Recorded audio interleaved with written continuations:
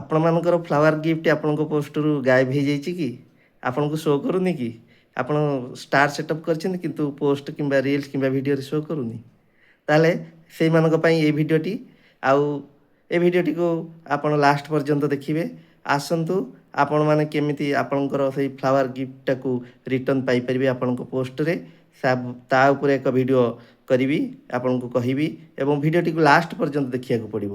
ଏବଂ এই flower gift ମଧ୍ୟ 20 ଦିନ ଭିତରେ ଆପଣଙ୍କ ପୋଷ୍ଟକୁ ରିଟର୍ଣ୍ଣ ହେବ। ଫେସବୁକକୁ ଓପେନ୍ କରିବା। ଫେସବୁକକୁ ଓପେନ୍ କଲା ପରେ ପ୍ରୋଫାଇଲରେ ଆମେ ଟଚ୍ କରିବା। ପ୍ରୋଫାଇଲରେ ଟଚ୍ କରିସାରିଲା ପରେ ସ୍କ୍ରଲ୍ କରିକି ତଳକୁ ଟିକେ ପଳେଇ ଆସିବା। ମୋର ଦେଖନ୍ତୁ ଯେଉଁ ଫଟୋ ଗୁଡ଼ିକ ପୋଷ୍ଟ ହେଇଛି ସେଥିରେ ଷ୍ଟାର ଗିଫ୍ଟ ଦେଖାଉଛି, କିନ୍ତୁ ମୋର ଭିଡ଼ିଓ ଯେଉଁ ମୁଁ ଅପଲୋଡ଼ କରିଛି ଏ ଭିଡ଼ିଓ ଗୁଡ଼ାକରେ ମୋର ଷ୍ଟାର ଗିଫ୍ଟ ଦେଖାଉନାହିଁ। ତେଣୁ ଯେହେତୁ ଦେଖାଉନାହିଁ, ଏଇ ଯେକୌଣସି ଭିଡ଼ିଓ ଯେଉଁଟା ଦେଖାଉନାହିଁ, ଦେଖନ୍ତୁ ତାର ସାଇଡ଼୍ରେ 3 ଡଟ୍ ଅଛି, 3 ଡଟ୍ ଉପରେ ହାତ ମାରିବେ। ଦେଖନ୍ତୁ ଲେଖା ହେଇଛି ଏଠି turn on star for this post ଲେଖା ହେଇଛି। ଆପଣ ସେଇଠି ଗୋଟେ ସ୍କ୍ରିନଶଟ୍ଟେ ନେଇଯିବେ। ତାପରେ ପୁଣି କ'ଣ କରିବେ ନା ଆପଣ ବ୍ୟାକ୍ ଚାଲି ଆସିବେ। ବ୍ୟାକ୍ ପଳେଇ ଆସିଲା ପରେ ଡ୍ୟାଶବୋର୍ଡ଼କୁ ଯିବେ। ଡ୍ୟାଶବୋର୍ଡ଼ ଉପରେ ଅଛି କଣ୍ଟେଣ୍ଟ ମନିଟାଇଜେସନ୍। କଣ୍ଟେଣ୍ଟ ମନିଟାଇଜେସନ୍କୁ ଆପଣ ଟଚ୍ କରିବେ। ତାପରେ ଷ୍ଟାର ଅଛି, ଷ୍ଟାର ଉପରେ ହାତ ମାରିବେ। ଷ୍ଟାର ଉପରେ ହାତ ମାରିଲା ପରେ ଆପଣ ଆର ଗୋଟେ ସ୍କ୍ରିନଶଟ୍ଟେ ନେଇଯିବେ। ଦେନ୍ ଉପରେ ସେଟିଂ ଅଛି, ସେଟିଂ ଉପରେ ହାତ ମାରିବେ।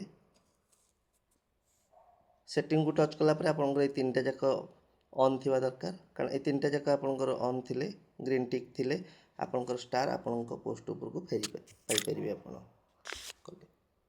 ତାପରେ ପୁଣି କ'ଣ କରିବେ ନା ବ୍ୟାକ୍ ଆସିଯିବେ, ଡ୍ୟାଶବୋର୍ଡ଼କୁ ଯିବେ। ଡ୍ୟାଶବୋର୍ଡ଼କୁ ଗଲା ପରେ ଟିକେ ସ୍କ୍ରଲ୍ କରିକି ତଳକୁ ପଳେଇ ଆସିବେ। ଆସିଲା ପରେ ଗୋଟେ ଅଛି ତଳେ ଦେଖନ୍ତୁ କ୍ରିଏଟର ସପୋର୍ଟ, ଆକୁ ଟଚ୍ କରିବେ। ପୁଣି ତାକୁ ଟିକେ ସ୍କ୍ରଲ୍ କରିକି ତଳକୁ ପଳେଇ ଆସିବେ। ରିପୋର୍ଟ ଟେକ୍ନିକାଲ ପ୍ରୋବ୍ଲେମ୍, ଏଇଠି ଆପଣ ଟଚ୍ କରିବେ। ଇନକ୍ଲୁଡ଼ ଆସିଲା, ଇନକ୍ଲୁଡ଼ କରିବେ। ଆପଣଙ୍କର ଯଦି ପେଜ୍ରେ କାମ କରୁଥିବେ ଆପଣ ପେଜ୍ ସିଲେକ୍ଟ କରିବେ। ଆପଣ ଯଦି ପ୍ରୋଫାଇଲରେ କାମ କରୁଥିବେ ପ୍ରୋଫାଇଲ୍ ସିଲେକ୍ଟ କରିବେ। ଯେହେତୁ ମୋର ଏଇଟା ପ୍ରୋଫାଇଲଟା, ମୁଁ ଏଇଠି ପ୍ରୋଫାଇଲରେ ଟଚ୍ କଲି। ଟଚ୍ କଲା ପରେ ଦେଖନ୍ତୁ ରେକର୍ଡ଼ ସ୍କ୍ରିନ୍ ଦେଇଛି, ଆଉ ଗୋଟେ ଦେଇଛି ଅପଲୋଡ଼ ଫ୍ରମ୍ ଫୋନ୍।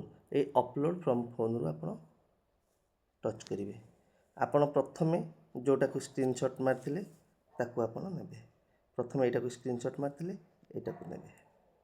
ଦେନ୍ ଆଉ ଥରେ ଅପଲୋଡ଼ କରିବେ। ସେକେଣ୍ଡ ଯେଉଁଟାକୁ ମାରିଥିଲେ ତାକୁ ପୁଣି ଡନ୍ କଲେ। ଦେନ୍ ଥାର୍ଡ଼ଟାକୁ ଯେଉଁ ନେଇଥିଲେ ସ୍କ୍ରିନଶଟ୍ ତାକୁ ପୁଣି ଆପଣ ଟଚ୍ କଲେ। ଏ 3ଟା ଯାକ ସ୍କ୍ରିନଶଟ୍ ଆପଣ ଅଲରେଡ଼ି ଏଠି ଦେଇଦେଲେ। ତାପରେ ଡେସ୍କ୍ରିପସନ୍ରେ ଏଠି ଗୋଟେ ଇସ୍ୟୁ, ତାର ଡେସ୍କ୍ରିପସନ୍ଟା ଆପଣ ଲେଖିବେ।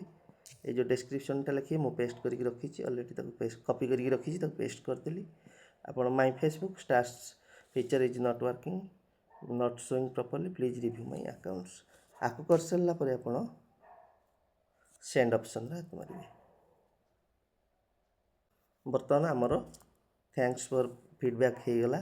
ବର୍ତ୍ତମାନ ଆମର କାମ କମ୍ପ୍ଲିଟ୍ ହେଇଗଲା ଏବଂ ଆପଣଙ୍କୁ 20 ଦିନ ପର୍ଯ୍ୟନ୍ତ ୱେଟ୍ କରିବାକୁ ପଡ଼ିବ ଏବଂ 20 ଦିନ ଭିତରେ ଆପଣଙ୍କର ତାକୁ ମଧ୍ୟ ରିପୋର୍ଟ କରିବାକୁ ପଡ଼ିବ। ରିପୋର୍ଟ କେମିତି କରିବେ ମୁଁ ବି ତାକୁ ବତେଇଦେବି, ଆପଣ ଦେଖିକି ତାକୁ କରିବେ ଏବଂ ୱେଟ୍ କରିବେ। ନିଶ୍ଚିତ ଭାବରେ ଆପଣଙ୍କ ପୋଷ୍ଟକୁ ଷ୍ଟାର ଚାଲି ଆସିବ।